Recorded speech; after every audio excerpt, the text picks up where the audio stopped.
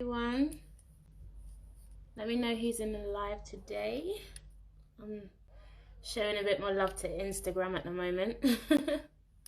But I'm going to be getting into some of these transits. Let me just actually pull up the chart and see what's going on for the week.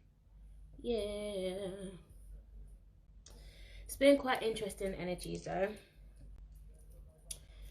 And luckily I'm dealing a bit better with this whole Martian influences. Hey Jessica. Yeah, I'm dealing a bit better with these Martian influences. It really came strong at me last week when Mars just stationed retrograde. And yeah, I was talk about getting what rest does rest even exist? I was getting burnt out, but I was also being quite productive in the time as well. I was creating a lot of future content. In fact, I created a lot of content 6 months in advance. And when I say content, I mean workshops and webinars, so not just normal videos, also normal videos and uploads, but actually whole ass workshops, getting deep into some of this energy. And so I wanted to talk about, well, one of the main things that we've got going on is Mercury's got some very harsh transits coming up, and Mercury will also be going retrograde in November also. Where's my astro transit chart now? I've got so many tabs open. I'm literally a typical Gemini. It would literally be, I would feel embarrassed to show you guys my tab list right now.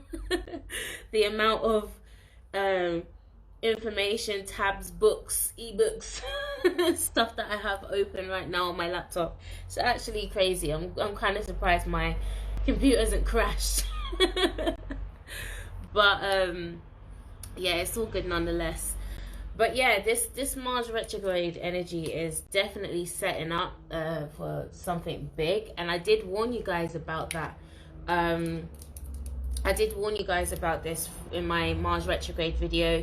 Those of you in the Mel's Academy, you got the full length of that video, and I was speaking about how Mars in Aries is basically martial arts. It is literally martial arts, spiritual warfare is martial arts. Like the Chinese, they really have it down on some of this energy. Like, don't sleep on that type of science. So there's a lot of warfare going on so many different levels, both on a physical level. We're having all of these earthquakes, volcanoes, stuff really coming up. California is on a watch right now, more so than the San Andreas fault. There's a lot of these fires that are coming up are actually connected to this whole, to the volcanoes that are coming up. And in fact, I'm going to be doing a video on the Bible and cataclysmic disasters and stuff like that, because there's a lot of connections I've been making recently. Those of you in the inner realms, you know, like this whole rabbit hole I've been going down with regards to the primordials, and also with volcanoes, and that being really what is God. Hi Queen. Hope you're well. Volcano is literally God, and like it's proved throughout the Bible, throughout mythology, throughout so many different things. And it's just like, I'm now coming into a place where I'm like, wow, how did I miss this whole time? Like, think about it. What's the only thing that can, like, what is the only thing that's justifiable or justifies creation and destruction at the same time? If that's not a volcano, I don't know what is. Or natural disasters, anything to do with elements. Hi Nene. Anything to do with the natural, the elements having full rain. I'm sorry, but there isn't anything more God than these primordial elements that existed way before any of us. And it's funny because the last few months I've been doing some work in terms of really connecting to the original ancestors. Our original ancestors was not the sun and moon and the stars. It was not a nation. It was not any of these things. It was actually primordial elements that existed way before any of us. That's water, that's fire, that's earth, that is air.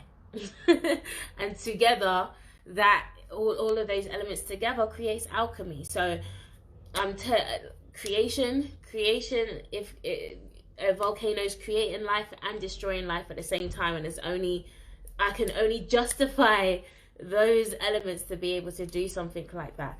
Now, another reason why I'm bringing up all of this volcano talk is that is one of the archetypes that connects to not only Scorpio but Pluto. Pluto is the underworld, right? And there's nothing more ghastly than the nether regions of a volcano. And it's interesting because I see Scorpio, even though it's a water element, a water sign, I see it as very it's still fixed. So I still see it as an element of earth, so to speak.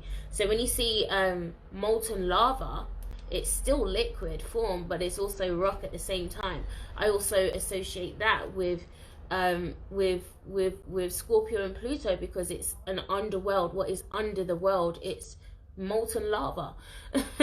So you know, we exactly, Sheila, there's nothing more scarier than a volcano and inside a volcano. And it's quite interesting because I've been doing a lot of research on volcanoes recently, and it's something I used to do, especially with when I was younger. When I was younger, I always just used to watch volcano, earthquake, natural disasters, apocalypse, all this kind of stuff. That's what I used to watch and consume. Things on the pole shift. Literally, I was 8 years old watching all of this type of content and absorbing all of this information, and that's what actually made me decide that I wanted to be a helioseismologist at the time. I wanted to be a scientist. That was what I genuinely wanted to do. Hi Thomas, I'm well, thank you. I hope you're doing well as well. So let's get into the conversation for today. So I want to be talking all about psychological storms. Psychological storms, because that is what we can expect, especially over this week and going forward really, because we're going into Scorpio season, and this is going to be a highlight of Scorpio season, as the sun will be in Scorpio, but also Mercury will be in Scorpio. So there will be a lot of personal planets. Our personal planets, our inner planets. So a lot of what's going to be taking place is going to be very intense and very close to home. So that's important to pay attention to. Even more intense to the fact that we have Mars currently retrograde, and as I said, Mercury will go retrograde as well. But these two planets, the Sun and Mercury, are going retrograde in co-ruled signs. So Mars co-rules Aries and Scorpio. So this is going to double this intensity with not only you know, the aggression, but also the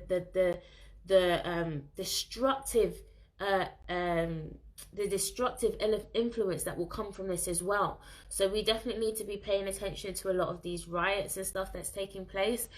It's not only taking place in the US, it's also taking place in the UK too. There's been a lot of clashes with the police and people that are going to protest for their human rights. There's just a lot of stuff going on, so we definitely need to keep our eyes peeled. Now, why I mention this psychological storm, Mercury deals with the realm of the mind. It deals with the realm of the mental health. Now, mental health is going to be in the sign of Scorpio. It's going to be in the sign of the shadows, the demons,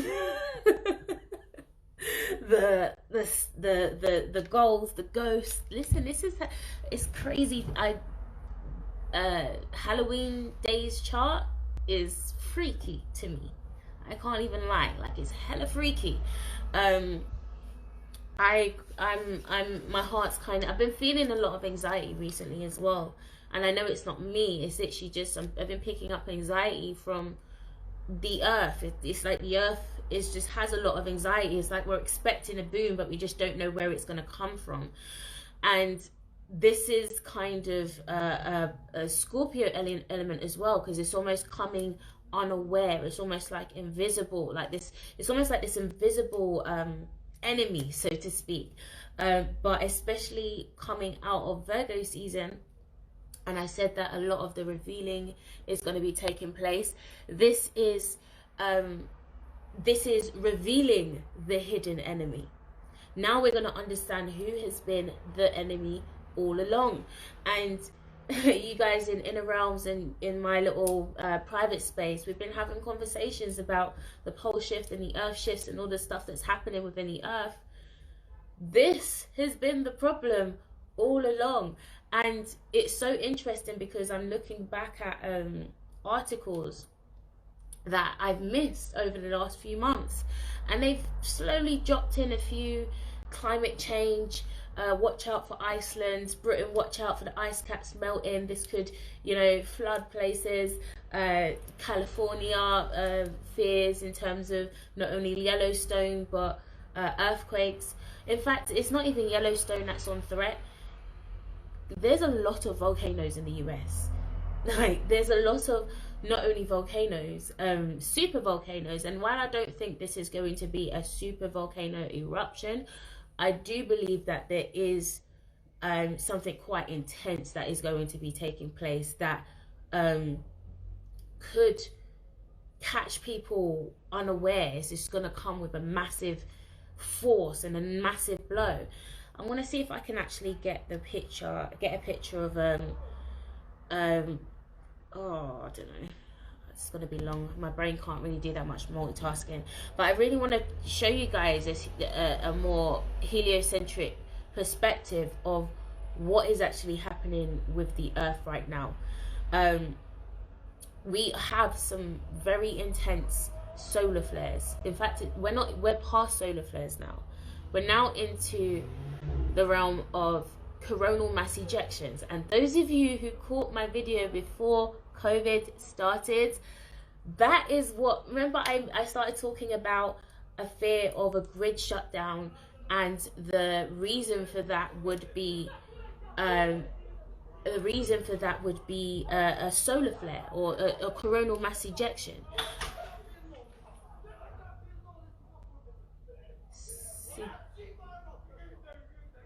This is what I mean about this type of energy. Can you hear this? My road, like this road is always, whenever there's some type of shift in the energy, my road will just go crazy. Like always some kind of fight, some kind of disturbance. It's just crazy. Now, what was I saying? Just lost my whole train of thought. Yeah, so I really wanted to show you a heliocentric model of what's happening with the coronal mass ejections. So the last time we had a coronal mass ejection was I can't even remember the exact date, but the last time that happened was the Toronto stock market had got shut down. The grid just fell. Now this, I remember in my last update I said about I don't know if it was actually on YouTube, it might have been in the Patreon in the Inner Realms, but I did mention something about economy. We do need to watch the economy and drastic shifts within the economy. And I think there's something, I can't remember, a good couple £billion just got wiped off the FTSE 100 yesterday. We need to prep ourselves for this crash real quick, because money as we know it, cash, all of this stuff is not going to be here. We don't want to be caught out whilst the bank is trying to save themselves, and the bank will take your money. I think I've seen I've seen something in the UK. I think the banks are already taking money out of people's savings account. They have the right to be able to do that. So you need to be getting your money out of the banks and into more tangible things like gold and silver. And I'm still in a bit of a in-between thing with this whole Bitcoin stuff and cryptocurrency, because as much as people say it's decentralized, kind of finding it difficult to understand why that actually would be completely decentralized. But that's another conversation for another day. But this is something that we do need to be paying attention to. This is not something we can dream away. This is a reality that is coming very quickly upon us. So going back to these transits. So some of the major transits we've got going on. We've got Mercury squaring Pluto on the 21st. Then it will square Saturn on the 23rd. Then it will oppose Mars on the 24th. Then it will go into Scorpio on the 27th. And then the Sun will go into Libra. And yeah, the Sun will be going into Libra on the 22nd as well. Now,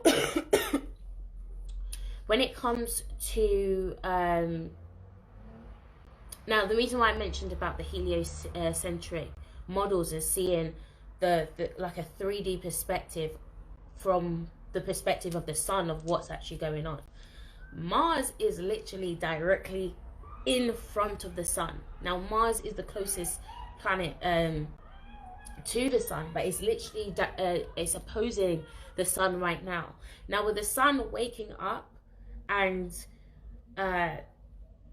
gaining power with all of this energy, with its coronal mass ejections that are currently, there's one that is highly probable that is facing Earth, and it's actually on its way right now. Regardless, a lot of this stuff is going to impact us anyway. I'm seeing some impacts to my electrics. It's been really difficult just to navigate you know, my computer, my phone, but also my body. I've been feeling like electricity has just been running through my body, and I've spoken about how I have fibromyalgia, so I have electromagnetic I have an electromagnetic condition. Other electromagnetic conditions are lupus, sickle cell, MS, ME, rheumatoid arthritis, any of the chronic fatigue syndromes. You guys do need to pay attention to this, because you guys will be affected more through these shifts. You'll feel your body flaring up a bit more intensely. Literally, it's like my nerves have just been on fire. My head's been on fire as well. I've been having quite a massive headache. Luckily, my oils have been helping, so it's been helping to just keep it balanced. I have to be using, in fact, not only this is not about just using oil, it's also about using your power. It's about speaking to your mind and saying, you know what, I don't have time for you today. I need you to function because I've got work to do. So yeah, rheumatoid, yeah, you was going to say rheumatoid arthritis as well. So yeah, so these types of conditions are going to naturally flare up, and they're going to naturally but what I do want to mention with this as well, and I will mention this a bit further on in this live, we don't need to be too afraid of this type of energy. Those that are quite sensitive to these types of electronic frequencies, we have the ability to channel them. It's just sometimes we become fully charged with that energy. We become you become generators for the energy. It's like it just comes in, it gets stored, and this is how sometimes your emotions get triggered. You don't even know what's going on with just your whole body. Everything just sinks out of place, right? So you have to, this is why grounding is incredibly important. I did actually do a post on my Facebook the other day speaking about those who experience these types of conditions have to focus on being grounded more. Yes, those with Capricorn stelliums, I have a Capricorn stellium because it's it's earth element, dominant earth element. I also have problems with my knee. In fact, I damaged my knee from when I used to play sports. I'm Mars and Aries as well, so I was a heavy sports girl. But yeah, I've also noticed that my knee has been playing up more now. It's harder for me to just get around and walk around. It's like it's just really hurting. So again, we have a lot of Capricorn. We're in a Capricorn stellium currently. There's a lot of planets currently in the sign of Capricorn, so there can be a lot of flare-ups when it comes to this as well. So, you know, musculoskeletal systems, that's what Capricorn rules. So definitely be mindful of that. Now, why this energy is incredibly intense at this moment is because, I mean, we've gone through many retrogrades and multiple retrogrades. In fact, it was back in 2017, we had like the same amount of planets retrograde last in that year. The only thing is that this whole year was literally a retrograde. But what makes this more intense, not only do we have Pluto, Saturn and Jupiter conjunct in Capricorn, which this is literally the gods in fighting over the space of Capricorn, of the third dimension, of the physical dimension, right?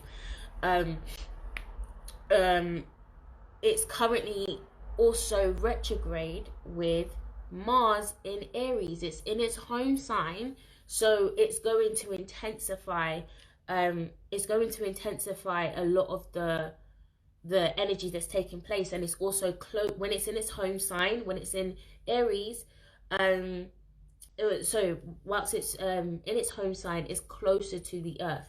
Much closer to the earth means that it has the tendency to create some upheavals.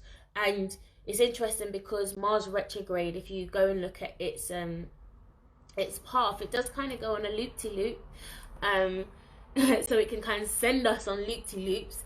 But I mentioned in the last video as well, it's quite interesting how what was the storm that hit America, Sally, I think it was, and it literally went in a loop. It went in a loop, right? That's very Mars retrograde. But it also questions, who sent that? Where did that come from? Was it natural? Was it created?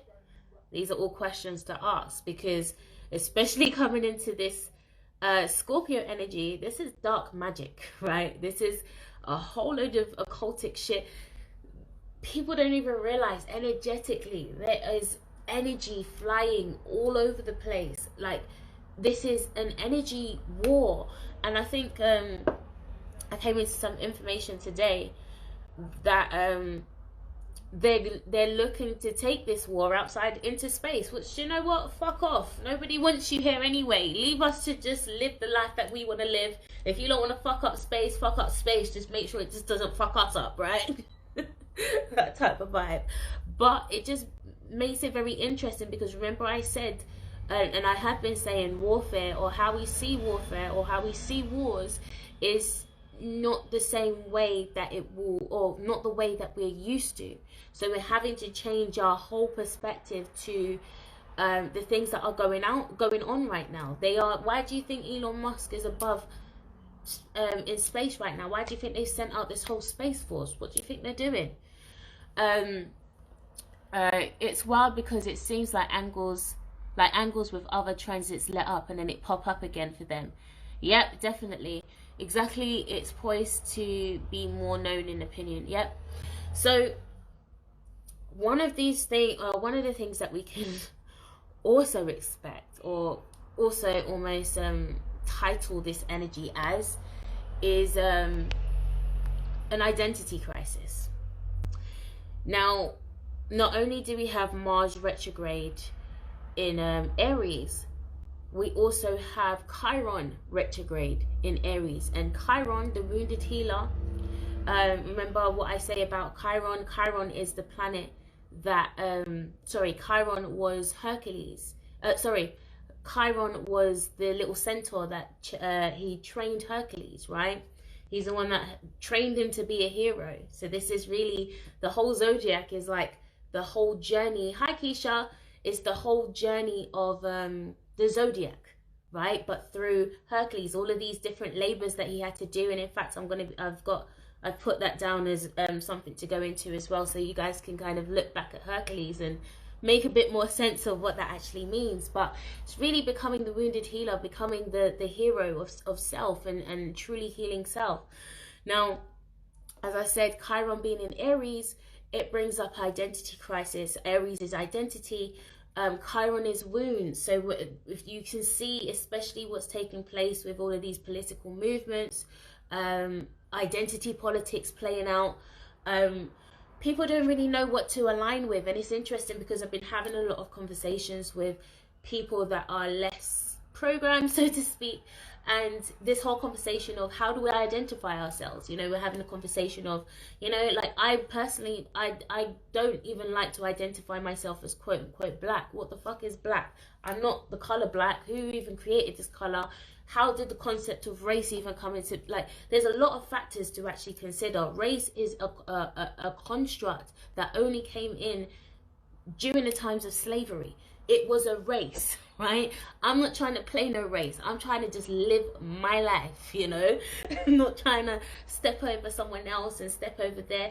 And I said to you guys already, we do need to break our idea or perception of how we see race, because blood types throws that whole argument out of the window. If there's a pool of blood types and we all come from these pool of blood types, and I can have I'm an O positive, and I can have a whole Caucasian person who has the exact same blood type as me, yet blood type O is the original blood type, right? Where the original is the indigenous of Earth, right? So what the hell's race? What does that actually mean? Like, if someone who is the complete different color from me or complete different nationality can also have similarities within our blood pool, or our blood pool, to where they are this particular blood type. Now, blood types can also, and I know that, like, you can, I know that even through blood transfusions you can change blood types through a blood transfusion. But the very fact that you can change through a blood transfusion also means that you can change blood types through your lives, through your lifetimes, right? So I know for a fact I've been a Chinese woman, I've been a Turkish woman, I've been an Egyptian. You know, I've seen myself as this Nefertiti type person. I know indigenously, my family come. My ancestry is native. I'm Arawak, right? So I know that I have those native connections there. That's why I'm more so connect to a lot more native spirituality. So we have a pool of influences, and I shared in the Inner Realms the other day how I've had countless amount of sessions and readings with people to where they, you know, I've had an Australian, a Caucasian Australian, and in fact it wasn't even like it wasn't supposed to be ancestral readings, but whilst I was picking up, I was like, no, I get this tribal energy from you. I get this very yeah, I was getting a very tribal energy, and I was just seeing like these African tribes, and I was like, no, like I feel there's a vibration in you that resonates with you. And when I said that to him, it was like, do you know what, oh my gosh, like for my whole life I've been trying to figure out why I have this connection to Africa and all of this type of stuff. And he's like, you know, I have this dichotomy with my skin, you know, like even though I'm this color, I'm attracted to this culture, but if I'm attracted to it and I try to, you know, honor it or something, then I will get seen as I'm culturally appropriating. And it's like, listen, look at the dichotomies that we create for ourselves. At the very fact that we become so lost in our own minds to not see how reality really plays out, and how this whole construct has been deliberately formulated against us. So it's important to take that into mind. I feel like this is another thing that we're maybe playing out. You know, people just don't know how to identify, where to identify, what do I call myself?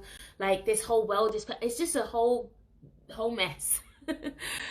Also, people carry traits from ancestor blood types even when they don't test as that blood type.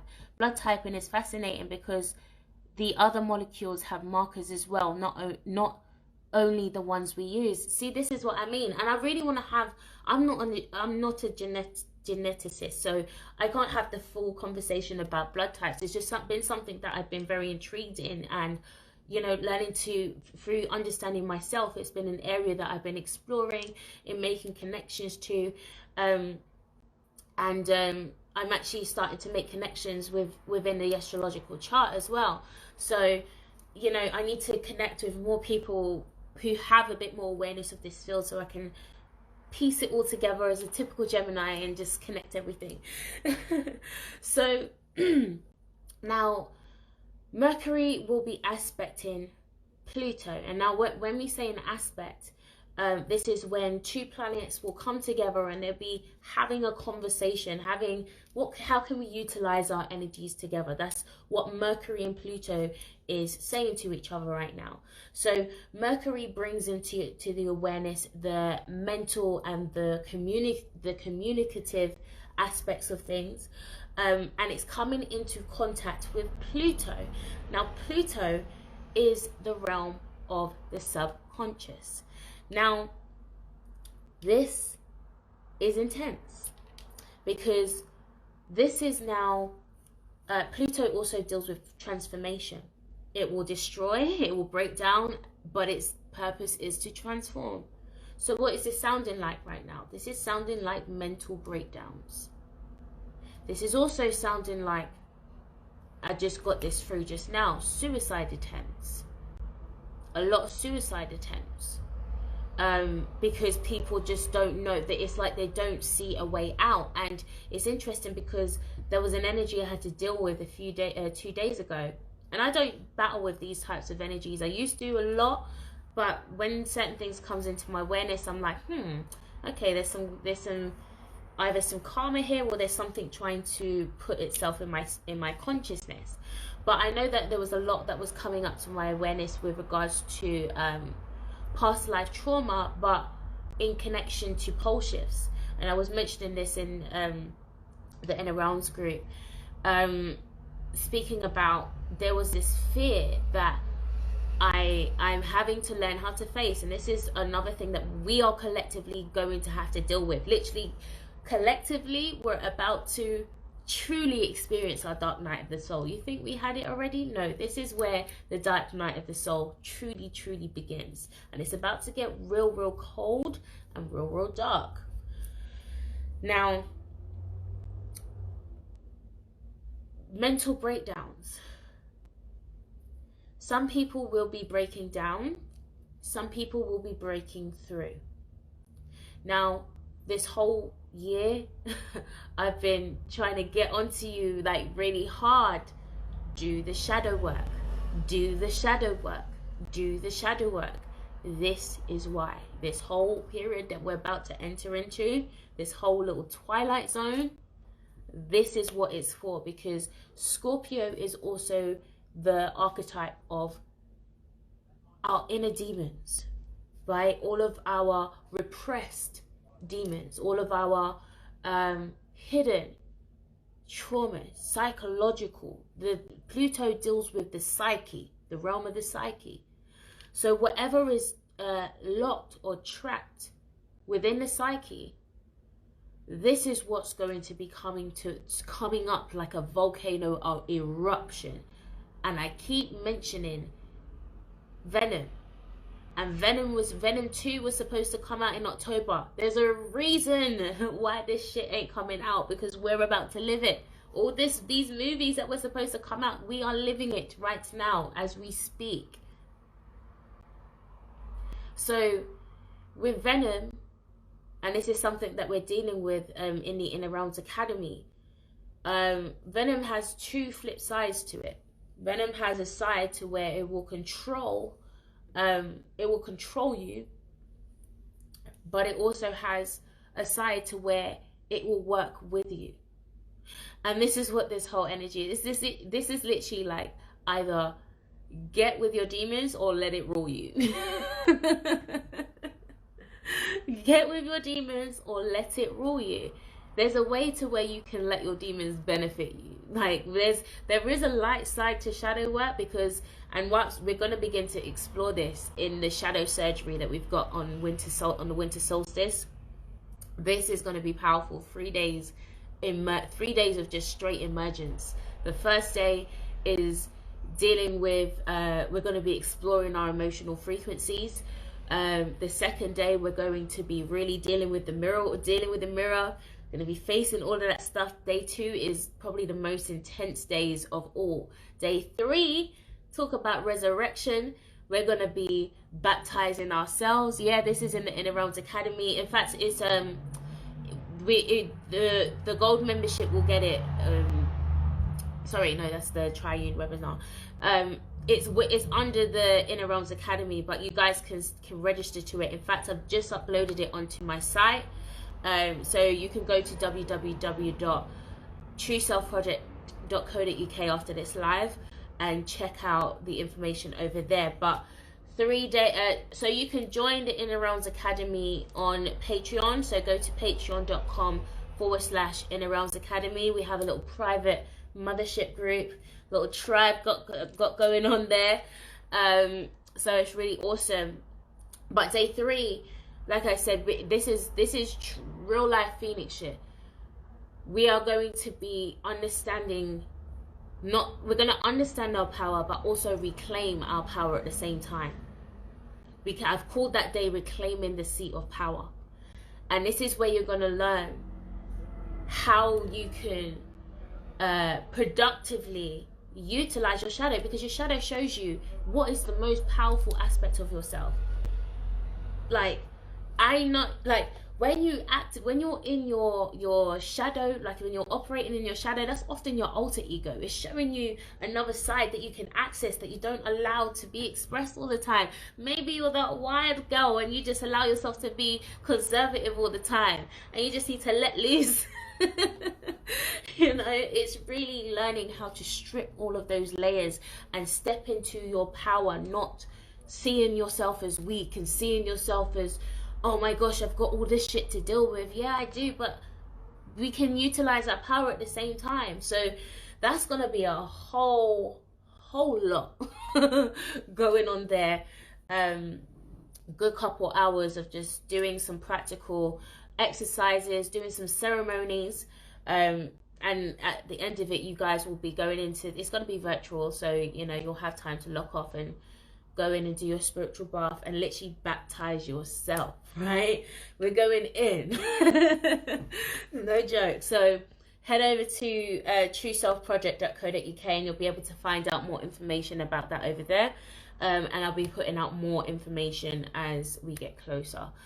So that's kind of like the replacement for, I was supposed to do the True Self Project Spa Retreat in December, but obviously because of COVID and stuff, I didn't want to compromise on what I intended for that particular retreat, because what I intended was just powerful, and I really want to honor the vision that Spirit gave me with that. So I'm just going to wait until COVID goes down, until we can all physically meet together and do our little spa thing going on and whatever, and our little catwalk and that.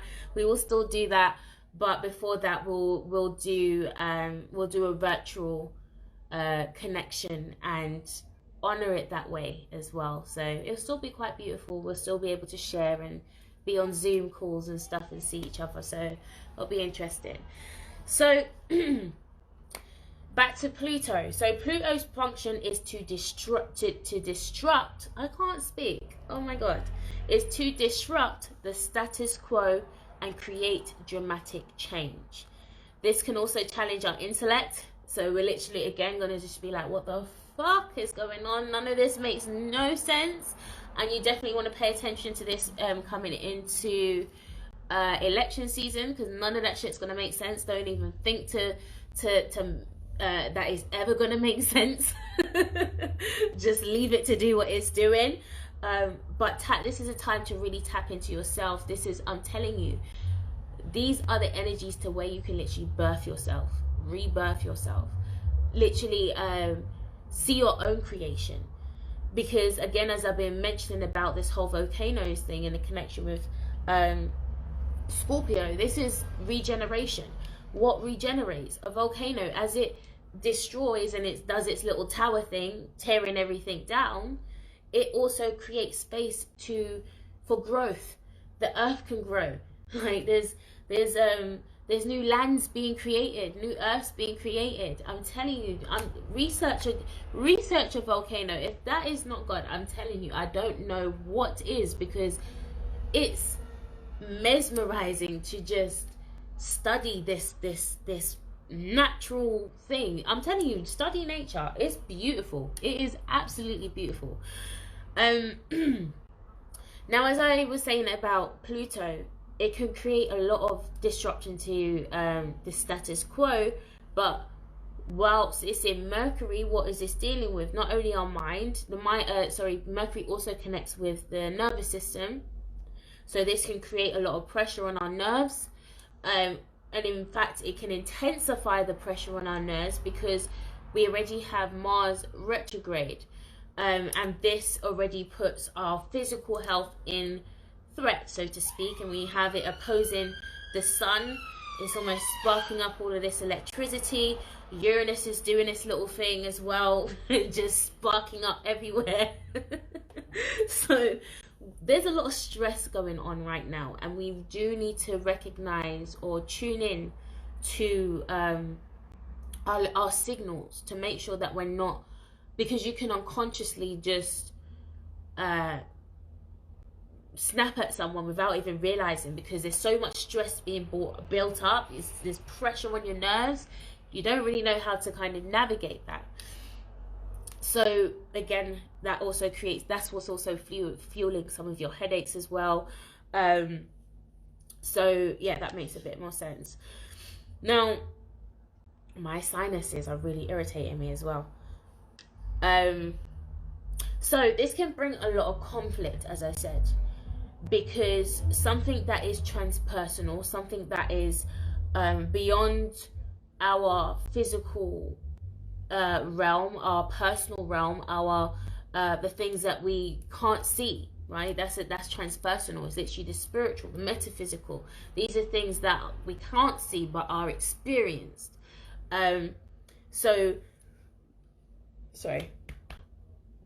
This is something that our minds is going to take some time to catch up with, because again, it's going to be quite intense. So it can almost create, what the words I'm getting here is shocks. There's almost like a shock to the system, and especially this week, like I feel like there's some big news coming, and especially over the next coming weeks and the next 2 months, so to speak. I just feel like we're just in threat for some very big news, of something that can really shock the world, almost like how it shocked the world in 9/11. So we definitely need to be mindful to that. Now, Mars is in retrograde, which it can in Aries. This can represent the police, but also the military. So as I mentioned, there's a lot of clashes going on with authorities, police, and war. There's wars going on. There's a lot of military movements and stuff, right? Even right now, I'm getting the flares through my hand. So there's a lot of eruptions, and there's a lot of quakes. There's a lot of shifts taking place, and it's just waiting for something to just tip off, to just activate something, and just make everything go off. These nerves are really killing me. Right, so when Mercury and Pluto connect, this can also manifest a lot of dark consciousness, because as I said, this is connected to the subconscious mind and the things that are often repressed. And if we were to start speaking about some of the stuff that's in our subconscious mind, some people probably wouldn't be talking to us anymore. So when we're now in a time where all of that is just going to be exposed, we can no longer maintain the mask. That's the word I'm saying. And I'm literally seeing, do you remember the mask with Jim Carrey? The green guy and the yellow suit. We can no longer maintain the mask. Hi, Thierry. We can no longer maintain the mask. We're having to either be ourselves or just allow yourself to be exposed. So we can expect a lot more exposure, because we can expect oh, my nerves are really shooting. Let me put this on. We can expect a lot of exposure because of Scorpio. It brings penetrative, I cannot say the word, I'm not even going to attempt to say the word right now. It pierces through. It's like piercing vision. I really struggle with this Saturn on the 3rd, man. It's really irritating. But so yeah, there's a lot of things that are going to be exposed. There's a lot of things that we'll be able to see, and there's a lot of things that will be finally understood. There's like an enlightenment. There's like a deep enlightenment that will take place, that will begin to just make a lot of connections just fall in place. But also with in fact, I'll get into that a bit later, because I think I've mentioned that, and I don't want to double myself. So also with Mercury and Scorpio, this is a time to be having deep, necessary conversations. And it's interesting because me and my partner had to have a deep, necessary conversation today. It could either be transformative, or it could be destructive. Now with Mercury in Scorpio and it going retrograde, this can be chaos for a lot of communications and a lot of connections, relationships, siblings. There could be a lot of cuts that could also be a lot of cut-offs to communications. You know, I'm also seeing a lot of harsh communication. So I really need you guys to really be mindful of how you're utilizing your tongue, because your tongue could also be that penetrative knife, so to speak. Sting. You could sting someone with your words without realizing. And it's interesting because the opposite of Scorpio is Taurus. And even with having a conversation with my partner today, and this is just being a bit transparent, he was like, you know, sometimes he'll feel attacked by the way that I speak, but I'm like, no, like everything I talk about, whether it's online, whether it's privately, this is my life. That's what I'm passionate about. I'm passionate about actually doing the work, actually just being true to yourself. So whenever there's something that will flare or come up and expose itself, I'm like, no, I don't like that, because this is actually what I intend. This is the path I intend to go down. And it's like, you know, and he had to respond back to me, and he was like, I get that, but sometimes it can be quite bullish. And I was like, well, yeah, I'm Mercury and Venus and Taurus. I am the bull when it comes. Like, I'm just like, boom, boom, boom, you're gonna get it. It's coming from a good place. But the opposite of Taurus is Scorpio, so it fuels that intensity. So again, with Scorpio being this main energy, behind it is the bull. So there's this pushing, there's something that's pushing, and this is going to be an unexpected push, because Uranus is in Taurus. So something unexpected is just going to come. I feel like there's a lot of events that will take place that will allow people to just really deep life from a different perspective. As I was mentioning before, I was clearing a lot of karma with the pole shifts that I've experienced, because there was a lot of resentment that I was building up, and I was just like, why do I always have to come down when shit is going down? Why can't I just live life cool, just cruise, die when I need to, and just be happy? Like, why all of this shit now? Right? And there was a lot that was building up there, and I again, exploring my emotional frequencies, I was picking up a vibration of fear. So I'm like, okay, what's this fear? I need to go explore this fear. Why is this fear here? And there was a lot that was coming up for me, in terms of, you know, knowing that there's a lot that's going to go down, and I've experienced some of the stuff. I've had premonitions of some of the stuff, and I'm seeing it play out like clockwork. And there's still a part of me that's just like, oh my gosh, like, this is scary. Even though you're still like, yeah, I'm ready. There's still a part of you that's excited. Again, it's the South Node in Sagittarius. There's this excitement, but then the logical part of you is just like, yo, the world is crashing. For real, for real, for real. For real, for real, for real. Like, you can't make this shit up. But again, we're having to face that fear. That fear is also a shadow. Your fears show up in your shadow. So there's a lot of situations that are just going to come out of the blue that are going to force you to face your shadow of fear, wherever that seed had seated itself from, wherever it was rooted from. Because we have to go back into our past. We have to go back into childhood, and that's another thing that we'll be doing in the shadow surgery. We'll actually be doing some inner child healing as well, really addressing some deep-seated childhood traumas. There's some fears that are seated from there, and also karmic fears. Sometimes, again, it plays out from different angles and different perspectives and different dimensions, but it's for us to be responsible enough to actually face it and deal with it, and transform that into something that will allow us to be productive. Now, the reason why I mentioned that is because with Mars being in Aries, it's creating this energy of survival. Scorpio is highlighting the area of death.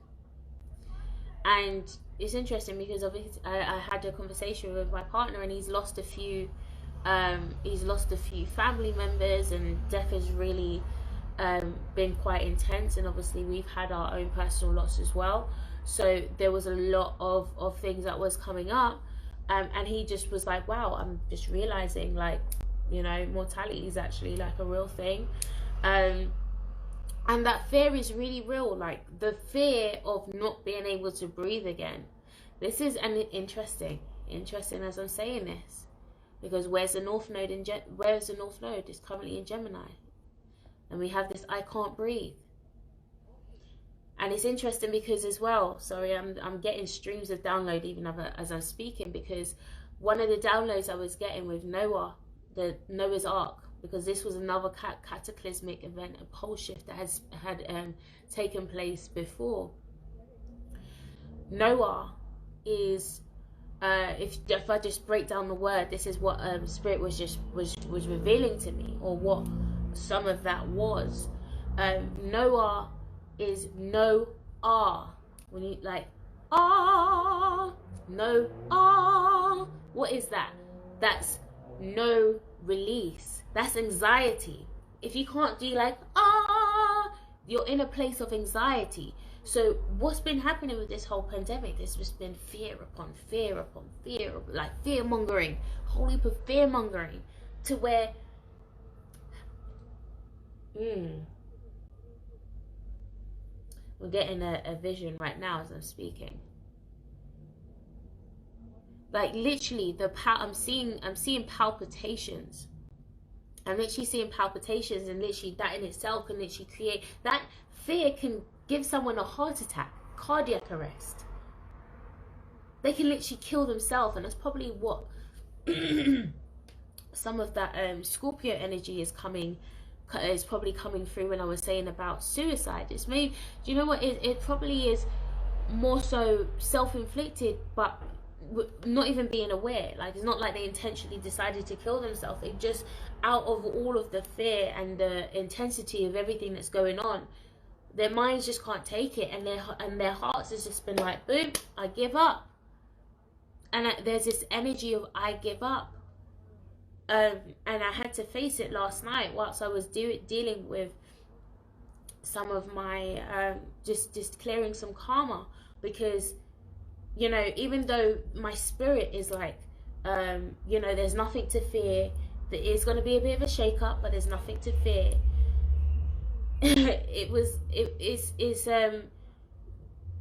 There's still those the imagery that you get from 2012 and all that kind of, while some places will be like that, it's almost like, well, what is there to live for? Like, what are you living for if all of this kind of just goes? And it's like, what is the thing is, why that comes is because we have no reference points.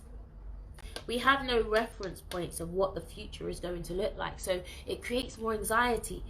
What is the world going to look like if it doesn't look like this? It's scary.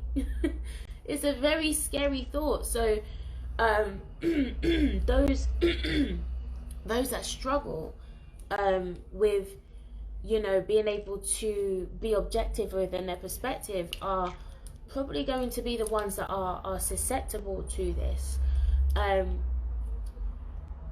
I also see, and this is specifically for women, this is the second time I'm saying this now, Spirit is just really pressing this home to me.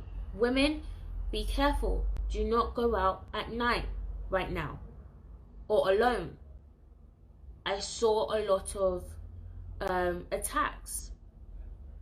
I saw a lot of attacks on women. I saw a lot of assaults sexually. I saw, and this is another archetype of Scorpio, is people just wanting to just take advantage and take control and take, because obviously we've got Mars in retrograde as well. So I really want you guys to just be very mindful of how you're moving, where you're going, especially Mercury deals with movements. So, you know, be careful of the areas that you're in, or the neighborhoods that you're in as well,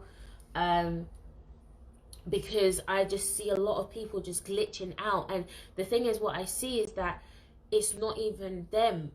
It's like they are just being unconsciously activated. And this is what I mean about Venom and Wettigo. Those of you that are studying Wettigo with me in the Inner Realms Academy, you guys know what this crazy collective psychosis is. This is literally like a psychological zombie apocalypse, so to speak, where people's minds are just going to be completely fragmented, which is why we have to do so much to make sure that our minds is in a very steady place. North Node in Gemini, develop the mind, evolve the mind, so it's no longer in a lower vibration to be feasted and harvested off of this whole 3D matrix. Yep, someone said predator energy. Yep, definitely. I chatted on vibrational suicide. That's the perfect word for that. Definitely vibrational suicide. Especially with the sun amping up. Ooh, and the sun amping up opposing Mars. Sun and Mars both deal with life force energy, because it's a personal energy. Wow. Please, do you know what? Let me just say this right here. Please be in a position right now to want to live, to want to exist. Create that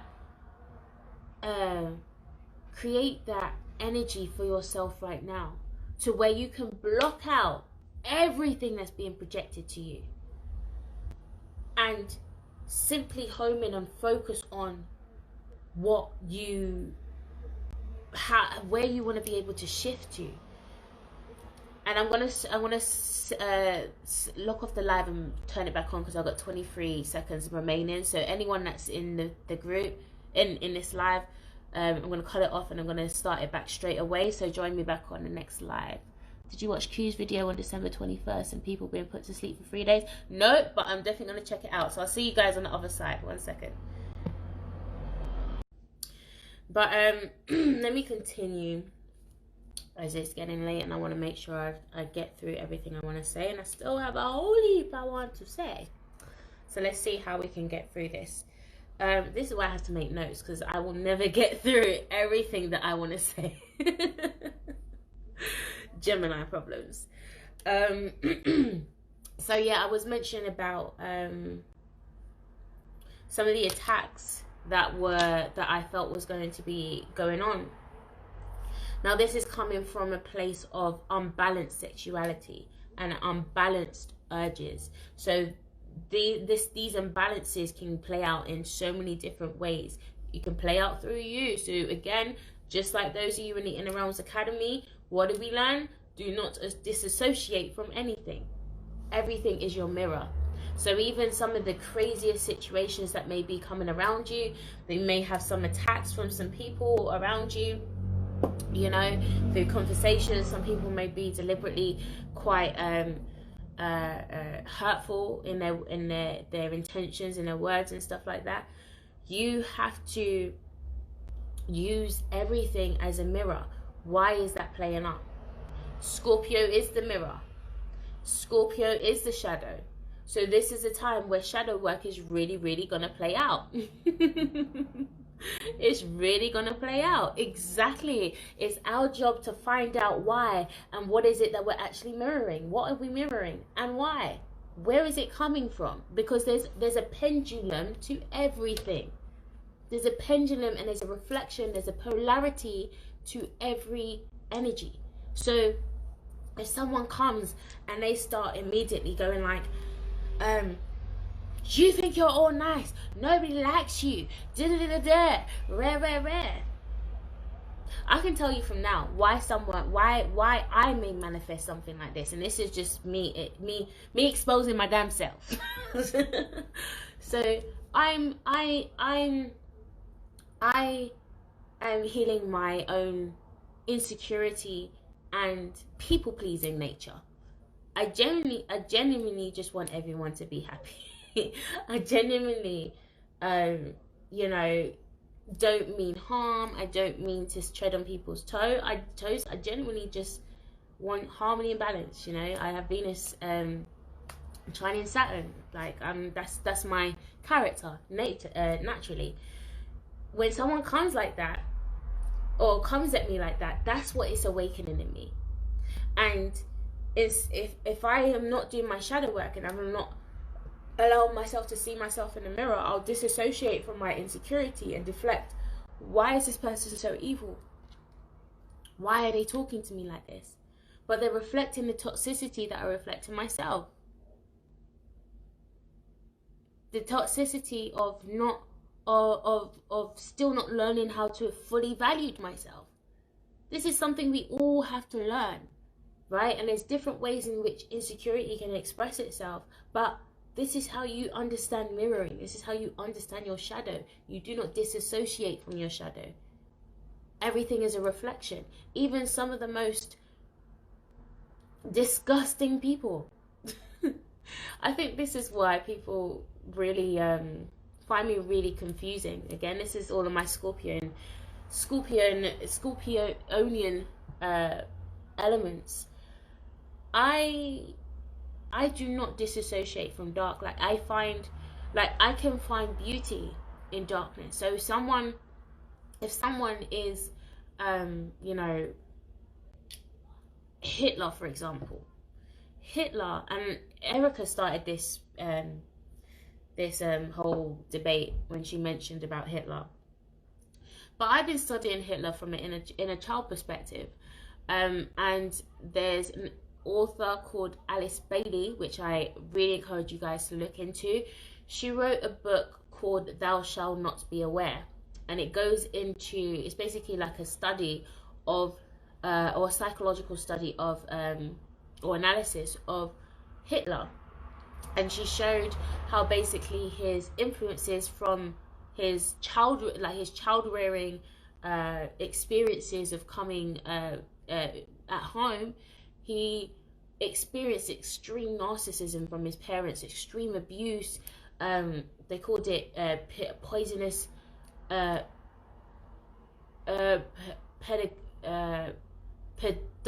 I can never say that word properly. There's so many in my brain. Poisonous pedagogy, something like that. But basically, it's these really intense rearing techniques that was expressed in Germany. And a child who grows up in a very hostile environment, what do you think is going to be created? So when you begin to look at Hitler from a perspective of his inner child and what his inner child had to experience for him to become Hitler, you can have a bit more compassion for him as a human being, because before he became Hitler, he was under the influences of people who were supposed to be caring and nurturing him. However, they did not do their job. So there's certain functions that he wasn't able to develop. Is that his fault? Now, his actions, which follow later, yeah, you know, he has to be accountable for his actions. But there's a part of me that can be compassionate for him and be like, you know what? You didn't really have the right path. You didn't really have the right influences. And some of us, like myself, I didn't have the right path. I didn't really have the right influences, and I managed to break away. But you have to remember, and this is where the judgment side really has to be toned and dealt with, because not everyone has the same path. So just because you are on the path of evolution and ascension doesn't mean to say that everyone else is on the same path as you. So this is how we can learn to develop a certain level of compassion, because we're not expecting everyone to be a reflection of us. What would dark and light, what would the world be without, you know, opposites and polarities and stuff like that? The world wouldn't be able to exist. In fact, I like to call the dark or dark people, or whatever you call it, the disagreeables. That's all I call it. It's just a battle between the agreeables and the disagreeables. Someone's agreeing and wants to be able to, you know, allow you to come into more harmonious algorithms, and one doesn't. One disagrees, and it's just like, nope, blocked. Nope, blocked. But that's the work. That's the realm of the universe. That's the world of the universe. The world does that. That's universal forces. That's dark light. That's yin yang. That's nature. So we definitely want to be mindful of that. Now, be mindful of your tendencies to drop down these negative emotional spirals. Now, as a Scorpio moon, I can talk to you guys about that shit because it's so easy to get in a negative spiral, because you're focusing on the negative things, not realizing that the more that you focus on the negative things is the more that you actually prophesy these negative things into action and into reality. So we have to begin to take accountability for how our manifested power manifests in negative ways. Because I've mentioned this before, just because there's a lot of people who feel that, hi Joe, hope you're alright, there's a lot of people that will feel, I can't manifest. Why am I not able to manifest? If you actually really broke apart your life, you'll probably find that you are manifesting. You're just not manifesting the things that you intended. There's an abundance of things that you would like to manifest that you're not, and there's an abundance of things that you are. Hi Gap, hope you're well. So the key is to, again, really paying attention to our subconscious realms, because this is the seat of creation. Your subconscious realm this is Scorpio, this is Pluto, right? This is, someone said, learn this the hard way. Girl, I think we all have, right? I think we all have that testimony. So we have to be so aware of our subconscious realm, our subastrals, as this is the beginning of where things forms from. So if we're talking about volcanoes, the sort or the contents of volcanoes, it comes from deep, miles within the ground. Right? So there's these layers that we're going to have to address and explore.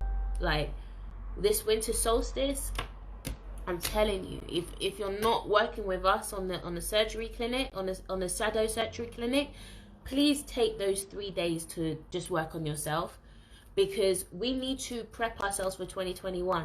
2021, this is the message that Spirit gave to me. Honor 2021. What does that mean? That means you treat 2021 as if it's a sanctuary and a temple. If you were going into a temple or into a sanctuary, like if you went into a Muslim mosque, right? You have to take off your feet, you have to take off your shoes, you have to wash your hands, you have to prepare yourself in a particular way before you step foot into that sanctuary. 2021 is a sanctuary. It's going to be a sanctuary for some people, and it's going to be destruction for others. What side of the spectrum you fall on is down to you. It's literally down to the work that we're going to be doing during this time. We cannot be playing with these energies. Please do not play with these energies, because next year we have this massive electrical storm coming in. And if we think this is a lot, next year is going to be intense. Next year is when we're going to be really starting to integrate some of these abilities. Sagittarius the South Node is all about hidden giftings, right? And natural things just being able to just come forth. It's in Sagittarius, ruled by Jupiter, who rules spiritual abilities. This is the time where spiritual powers, superpowers, all this kind of shit is waking up. Look at all the movies they're showing you. There's certain abilities that we'll be able to do, and I'm starting to find it myself. This is why my body is just sparking up and just electrifying. Black Lightning. I'm sure you guys have watched Black Lightning. This is what I'm talking about. So yeah, I've mentioned about the breakdowns, mentioned about the dark night of the soul. So what I do want to mention about the breakdowns, I did mention it can either be a breakdown or it can be a breakthrough. Now, there's also going to be two types. So with the breakthroughs, those that will be going through a breakthrough, they will be going through their shamanic awakening. Now, I'm doing the Triune Brain, looking into the mechanics of the mind and consciousness. I'm doing that webinar on next month, on the 3rd of October. Now, in that webinar, I'm beginning to lay the foundation so that you guys can begin to understand the components of the mind, but also how it relates to consciousness and spirituality, because there's a very, very fine line between the two. So when it comes to, there is some people who do struggle with mental illness. Their mental health is disabled. But there are some people who maybe some of their symptoms may express like mental health conditions, but they are actually what is called as a spiritual emergency, or shamanic an awakening, or a shamanic initiation. And those of you studying where to go, the guy who actually wrote it, this is why I love him, because like he literally had the exact same experience as me. And I remember a few years ago where I first came across that term, the term spiritual emergence. It was actually through Paul Levy, the guy who wrote the book. And I was like, oh my gosh, why hasn't nobody said this to me? Why does the mental health system not know this? Of course they know this. That's why they labeled me with organic psychosis. What the fuck is that? They know this. They know who's who. They know some people have these natural abilities, but they're just programmed to just pathologize everything that they can't put into their own little box of understanding. So yeah, shadow's going to be waking up. We're literally activating the full spectrum of our shadow. So that means the light sides that we can activate and be powerful in, and also the dark sides that can also be quite destructive. Now, this is why we have to be awake and be not awake to the bullshit that's going on inside. There's conspiracy theories that all of that shit has nothing to do with the awakening. Until you are aware of your own unconscious and subconscious influences and can actually navigate them in real time, you are not awake. Simple. I'm just going to keep that one moving. So we're going to be transmuting dark into light and turning it into power. And just as I said that, it's interesting, they just put on a movie Power on Netflix. I need to watch that. All of that is connected. Like this shit is not by coincidence. Like, it's really not by coincidence. I've said all of that. What else do I need to say?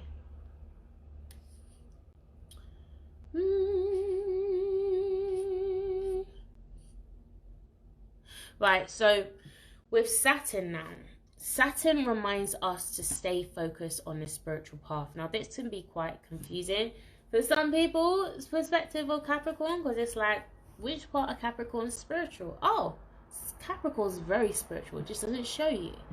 And when you look at, again, this is why you should study nature, because you can understand all of these archetypes and these elements through the study of nature. Capricorn is deep within, I think it's with Jamie Foxx.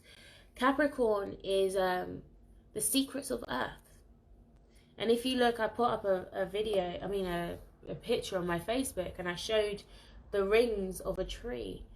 But it has it deep within the Earth. And it's interesting because I was watching a documentary about volcanoes, and it had a camera that went into the volcano, and you could see all of this information on the walls, different colors, different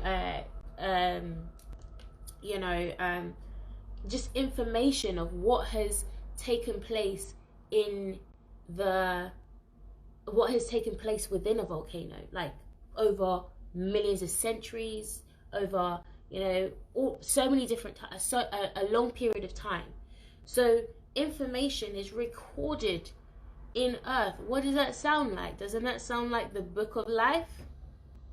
Doesn't that sound like the Akashic Records? And this is what I mean about sometimes we disassociate a lot of things, and you do have an Akashic record within yourself, but Earth has an Akashic record too. Earth has records. Earth has record of everything that's happened on Earth.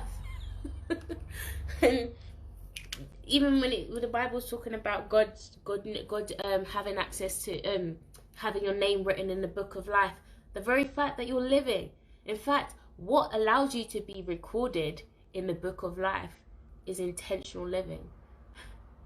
Intentional living makes you written in the Book of Life, because now you're recognized by not only Earth, but the world. There's a record. Be it even me doing this video right now. This is a record. People can, after this time, come back to this point and be like, on the 22nd, I don't even know if that's the date, on the 22nd of September 2020 at 11:09 GMT, Naomi Elliott was making this video. It's a record. It's dented. And even if this record, digital record, was to be removed, energetically I've still made imprint.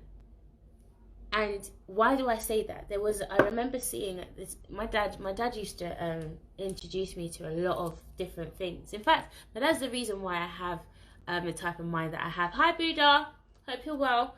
And hi Claudia. My dad showed me this video one time, and it was this device that was created in America, and they used it particularly with hi Queen City. They used it particularly in forensic operations. So what they would do is they had this box, and they would place this box in a room.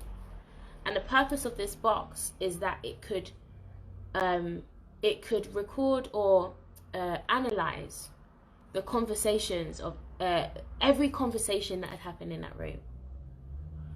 I'm going to say that again. It recorded or was able to analyze all of the conversations that ever happened in that room. That's powerful. Why was it able to do that? Energy doesn't die. Vibration is continually going.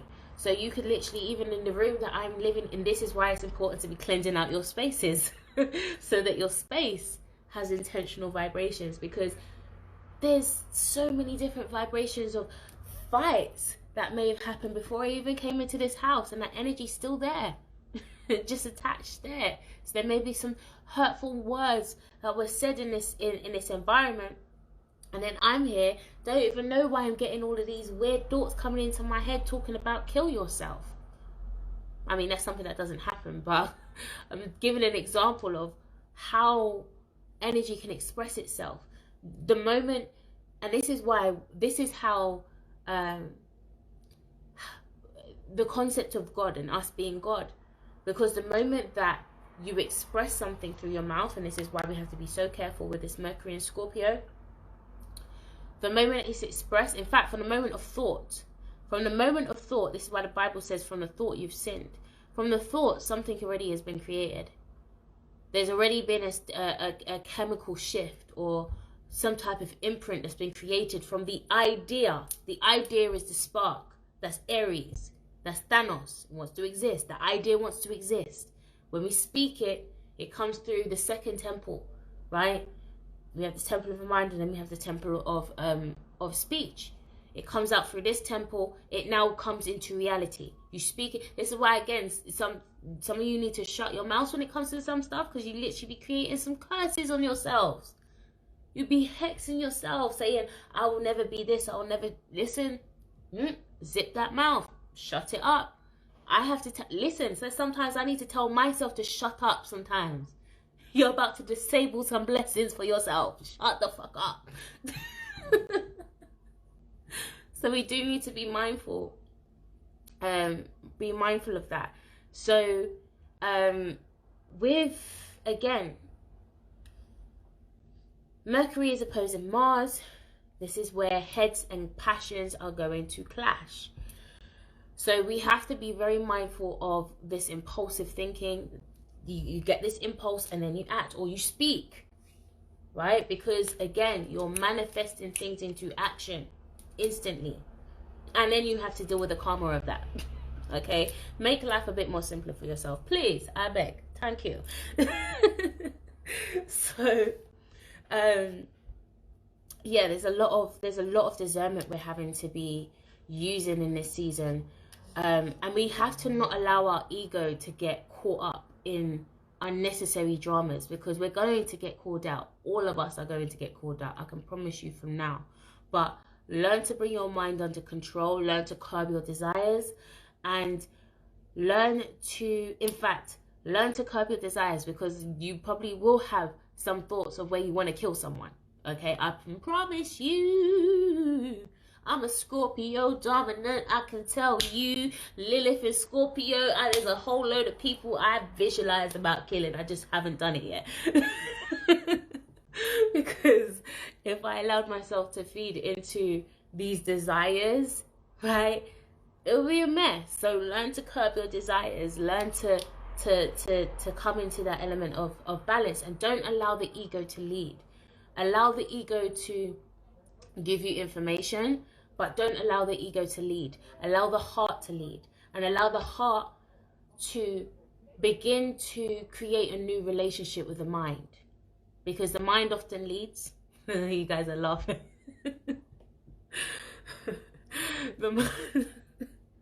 I'll crack myself up. The mind has been leading for a long time, and sometimes the mind leads us into places that we don't need to go. The heart is the seat of truth. The heart will never lead you astray. It will always take you where you need to be. It will open doors. It will create deeper connections, and this is all the opportunities that we have access to us in this time. There's a potential for some deep, intimate connections to be built in this time.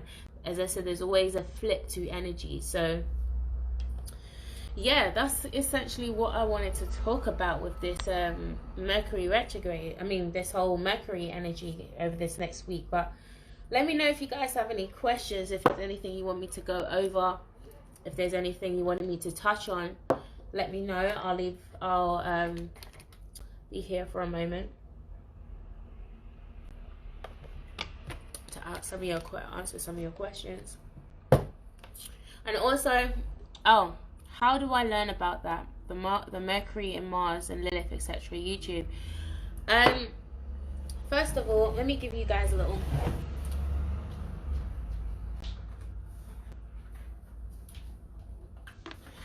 So, for those of you who want to be able to learn astrology, I really recommend this book. Astrology Using the Wisdom of the Stars in Your Everyday Life. This book is a really good overview. Does it go into Chiron here? Let me see. Chiron and Lilith. I don't know if it will go into Lilith. There's not a lot of these books that do. It does go into Chiron. It just doesn't go into Lilith. But we will actually be, in fact, in the shadow surgery on winter solstice in December, we will be going through our Lilith archetypes. So this is our shadow archetypes.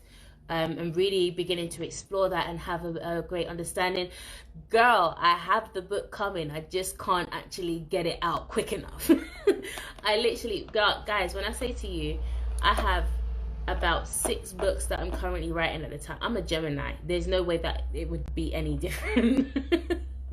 So I have a good few books. In fact, I already have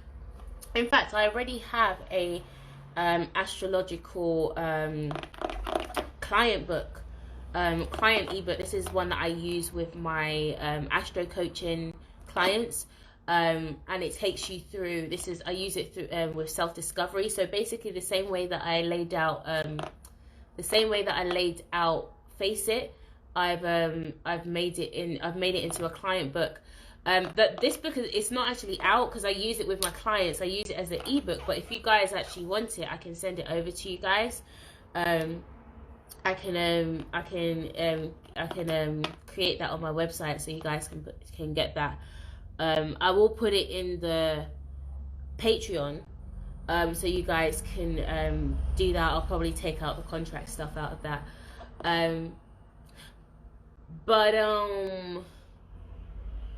Yeah, I don't know whether to release it like that or whatever, because I still want to release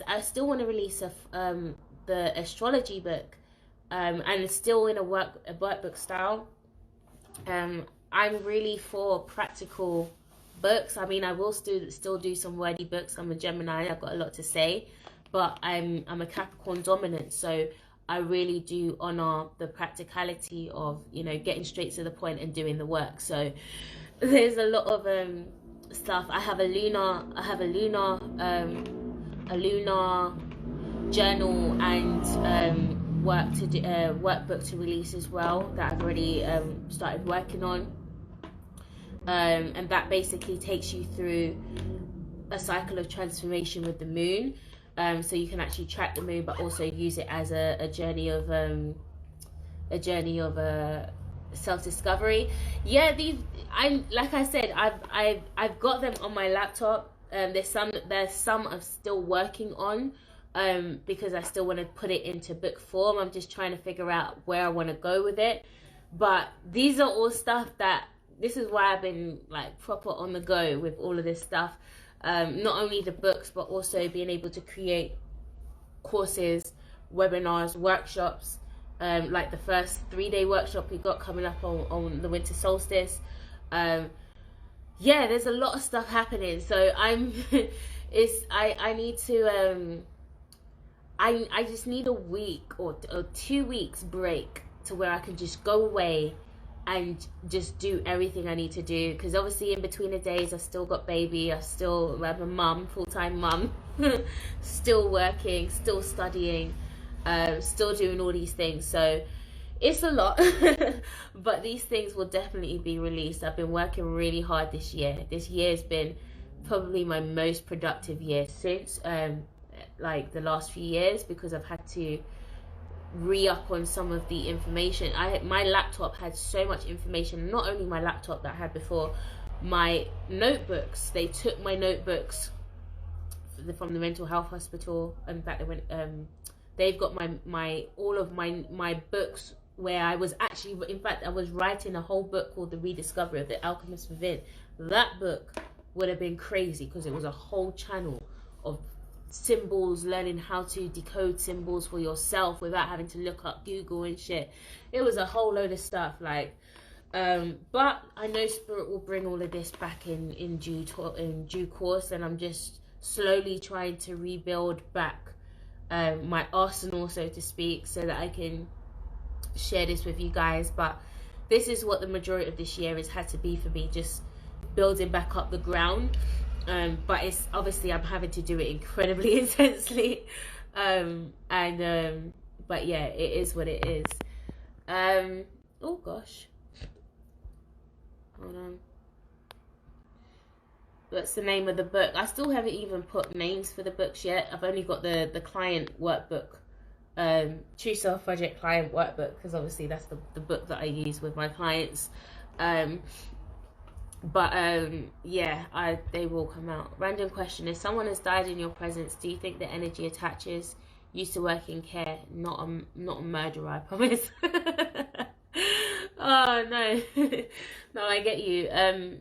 Yeah, you can definitely have, in fact, there's people that, in fact, I remember particularly, there's one guy that I met a few years ago in so I was doing some stuff with Capital Extra, and the week we was doing this big musical project, and literally like 2 weeks after the project, he died. Well, in fact, he got killed. And I only had one interaction with this guy, and it was on it was on the coach going to one of our shows. We was traveling. I wasn't living in London at the time, but I was traveling to London, and everyone on the coach saw me as like the what did they used to call me? What did they used to call me? Mama Earth or Shaman? I can't remember, but that's what they used to call me, right? And then there was this big debate that started on the bus about religion and spirituality, and obviously I'm going to be getting in that conversation. But it was a very interesting, memorable interaction. I mean, it was funny, it was all of that kind of stuff, and I just remember thinking, you're going to go on a journey. That's what I said whilst I had that interaction with him. I said, you're going to go on a journey, and that journey is going to be incredibly impactful. Not realizing that 2 weeks later, he was literally about to transition, and his energy stuck with me. In fact, to this day, his name was July. I was led to write a song for him and stuff like that. But his energy pops up in very strategic times. Now, the reason why I share that story is because we have some of us are soul tribes. Some of us have traveled many times together before. You know, this is how you can get some of those deep connections with people, because you've had this connection before. It's almost like something just naturally coming together. This is what you get with a tribe, right? You see tribe and you're like, tribe, vibe. In fact, I'm actually gonna I was gonna put this in a group later, but I'm thinking to call you guys the Phi tribe. But why I say Phi is 5, but Phi is creation. It's also vibrations. Remember what I put in there? I was speaking about the divine feminine, and Phi, the frequency of Phi and how it needs to be. It's a sound vibration, and sometimes it can be distorted, you know, and it can create a lot of problems. But Phi is creation. Let me charge my phone. Phi is creation, and I'm thinking I'll probably put it in a group with you lot later, so you guys can kind of like let me know. But I want to have a name again with the whole Wetica thing. Oh, Phi is your favorite word, yeah. Like, especially with the whole Wetico thing, when it's talking about naming, and we've spoken in the last group call, tribe call,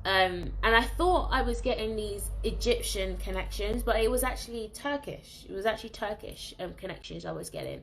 And when I went to Turkey on the land, like it was almost like I remembered myself. It's like I stepped into myself. It was like, I've never felt that energy so much in my life. And even though I was with my family at the time and it was crazy, all that kind of shit that was going on, but I felt such a peace, and I was just like, I need to come back to this place. Yes, Joe, because we were supposed to do, in fact, by 2021 we were supposed to be going to Turkey to have our little spa retreat. We were supposed to be that was supposed to be the second one, but universe shifting things, we'll still do that anyway. But there's something about it that, well, there is the temple of Isis there, so it is, in fact, you've got the moon and the crescent, as their flag, symbolizing the moon and Venus. So it's very high divine feminine energy, which is why they're actually attacking all of this and the whole ISIS stuff that happened and all that kind. Yeah, it's intense. But why I mention that is the belly dancing, the whole culture of belly dancing, the whole gold, I can't even do it. All that kind of stuff, like the shimmy. That's me. This is my Taurus energy. In fact, that's the land of Taurus, Turkey. So, oh yeah, we'll still be making it happen. Don't worry, we'll still be making it happen. But it's something about that place that brought a lot of remembrance for me. And if it's not a past life, it's definitely a very prominent past life for me, because it's something that comes up a lot. In fact, there's two past life prominent experiences that come up for me, and one that actually connects to my whole codependency issue. Whole thing, like my husband left me and didn't leave me, but he sacrificed himself to save me and the children. And then there's a part of me that is like, you left me. So even to get to like now, like, he's definitely a karmic partner of mine. And I remember, like, there was this feeling of like abandonment, and I'm like, where is this coming from? Oh, Torquay, yes, interesting, because they've got a Torquay in England as well. And I'm starting to find, like, I'm trying to do more research into like Earth locations and stuff, because I really want to know what the connections are with like similar location names. Like, why do they name a place called Jamaica in, like, is there got a place called Jamaica in New York or something like that? But like, I don't know, like Devon, in Devon, Torquay, yeah, but it's pronounced differently. Devon,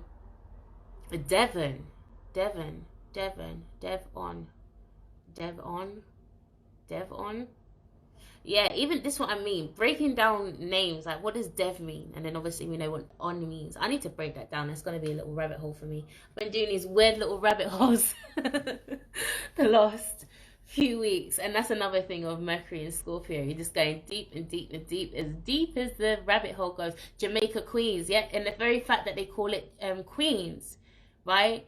Queens, and my dad's from St. Elizabeth in Jamaica. And a lot of Jamaicans from there also moved to Queens in Queens in New York, Jamaica Road in London, right? The connection to Jamaica and London. Like, there's a lot of connections I'm making, and I'm almost seeing like almost like they harvest the same energy, so to speak. Or those who don't have access to that energy, they harvest. And even, I'm also making a connection with volcanoes and lands, because I'm starting to see that really the lands that have the most powerful volcanoes, those are not places to be messing with. I truly believe these volcanoes are the gods on earth that people are talking about, or everyone's worshipping, or think they're worshipping. It's actually just a volcano. Hey Nams, my little twinny girl.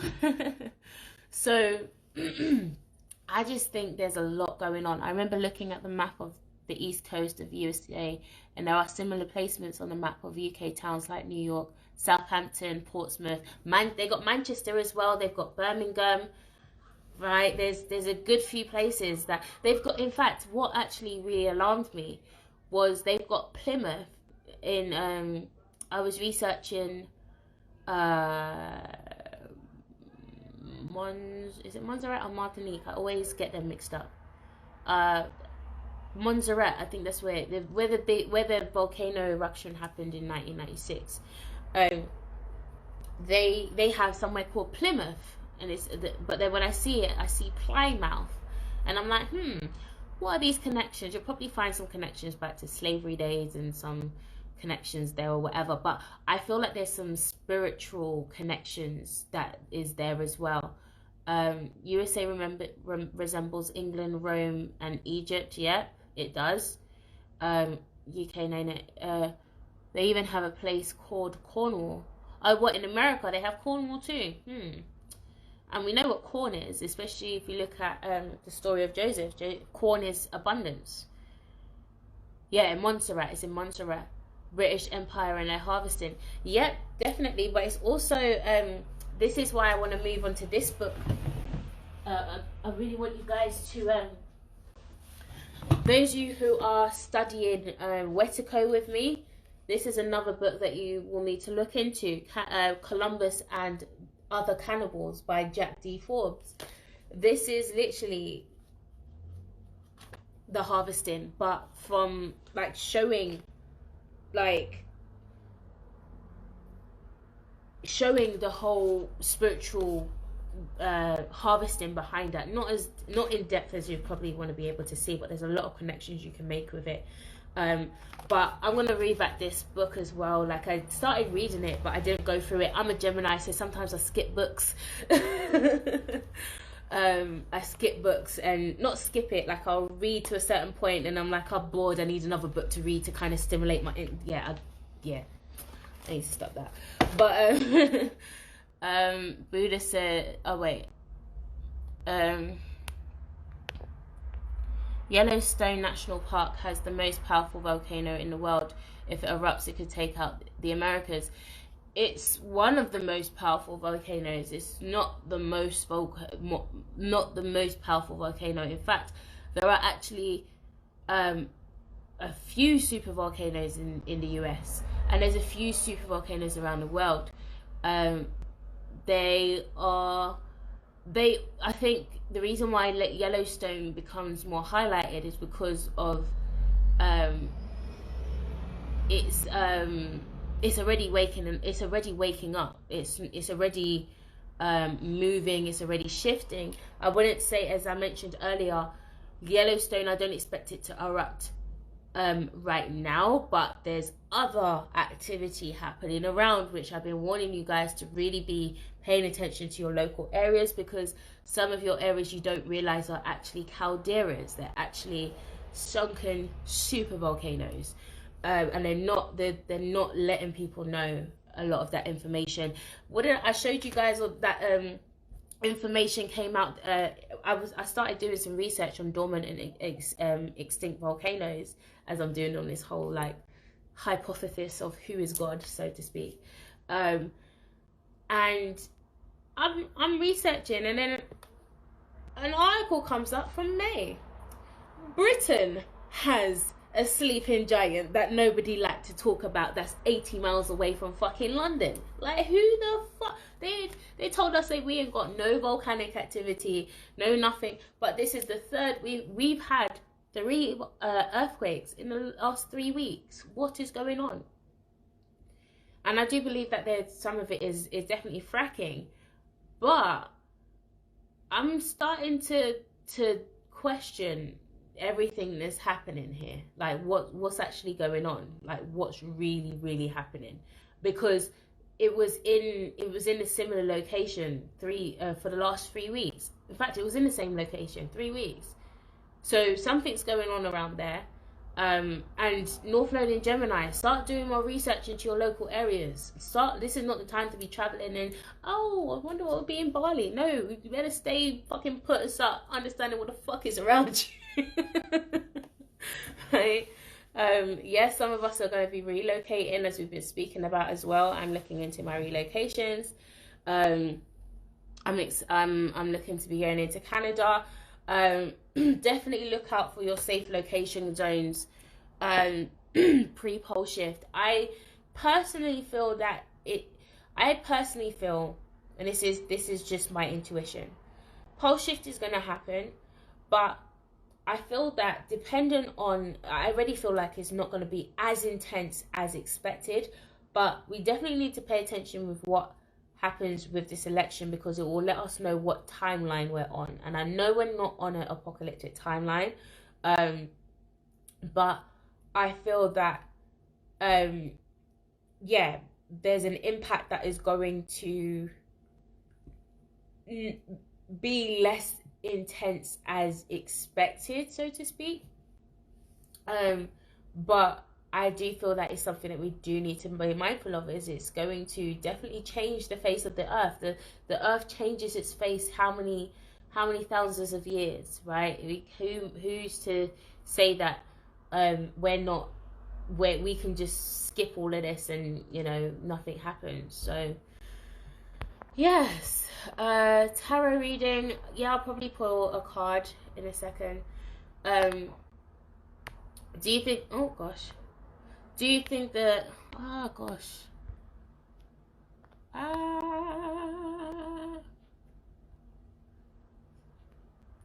do you think the pitons in St. Lucia will erupt? It's been hundreds of years. I've said this to my mum the other day. I think the pitons are going to erupt. You need to tell the family to get down off of the mountain.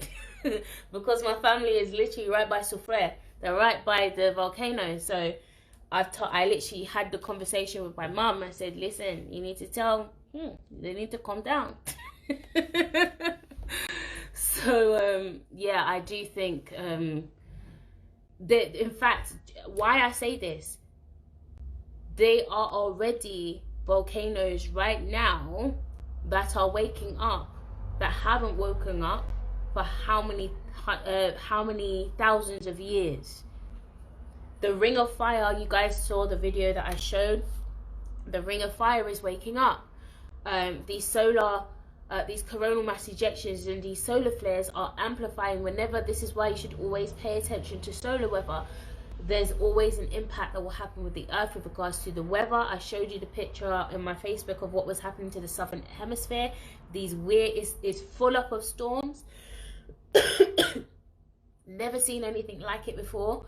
By next year, this is a warning, you guys need to actually get some gas masks, because the impending threat is a bigger situation of what happened with the island volcano in 2010. Volcano eruptions create sulfur, it creates glass, it creates very toxic chemicals in the air.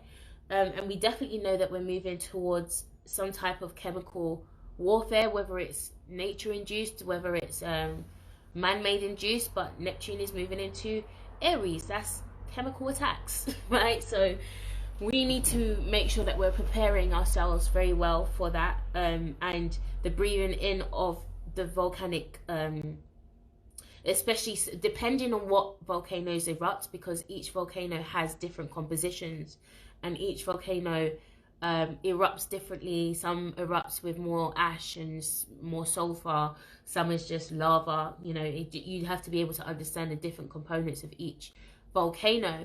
But I can definitely say that it's waking up. We're seeing it.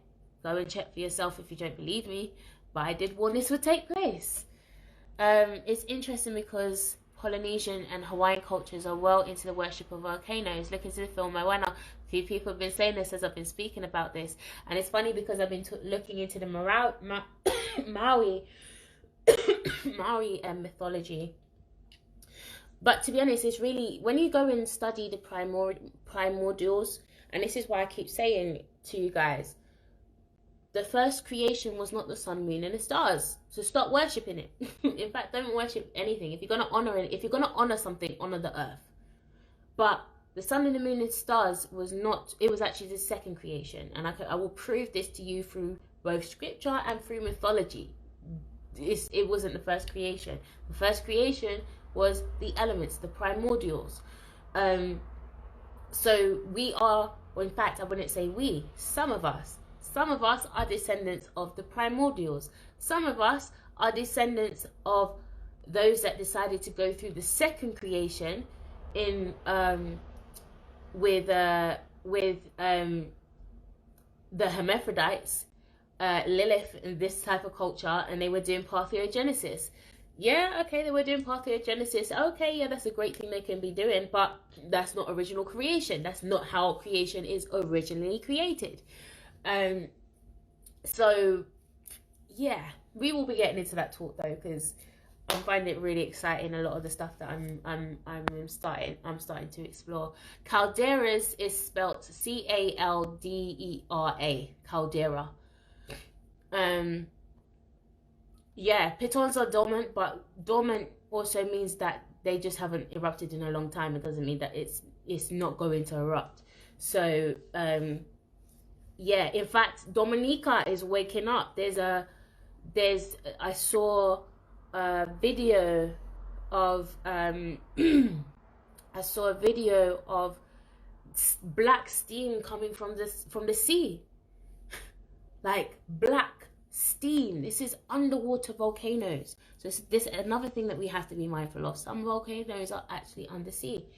So yes, we've had so many storms down here by the Gulf of Mexico. Yeah, I've been tracking it. I'm seeing it. I'm just like, what the fuck is going on? You're just getting hit one after the other, and it's making me think again, is it nature or is it energy directed? I showed you guys the video that proved what was actually going on in terms of these wars. Energy directed weapons. I showed you the beam that appeared. Energy directed weapons. We have an inactive volcano here in Arkansas, US, which is used as active diamond digging site for the public. Yep. And in fact, this is what a lot of the digging sites, or drilling sites, mainly for oil. This is where, not oil. What am I talking about? Yeah, some of the oil drilling sites. In America, because all of these fires that are taking place, some of them are taking place in there, these drill stuff as well. So there's a lot of combinations of different things kind of playing into what's creating these wildfires. As I said, that underneath the earth, the magma is actually rising from underneath the earth too.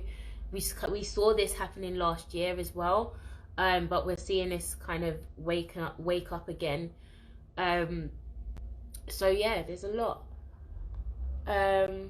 Yeah, I'm gonna save this. I'm also gonna put it on YouTube as well, so I'm gonna forward it over. You guys make sure when I put it over, you share over the lives as well, so we can get this information out.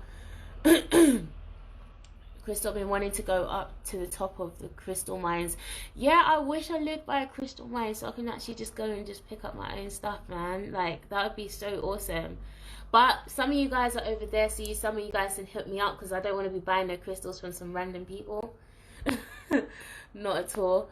My phone's gonna cut off though, so I'm gonna be putting this on YouTube, and I will be going live probably again later on this week, but definitely I will be putting up all of my reminders and stuff a bit more. I'll probably be on YouTube, Instagram a bit more. But yeah, I've got 5 seconds, so peace out. I will see you guys on the other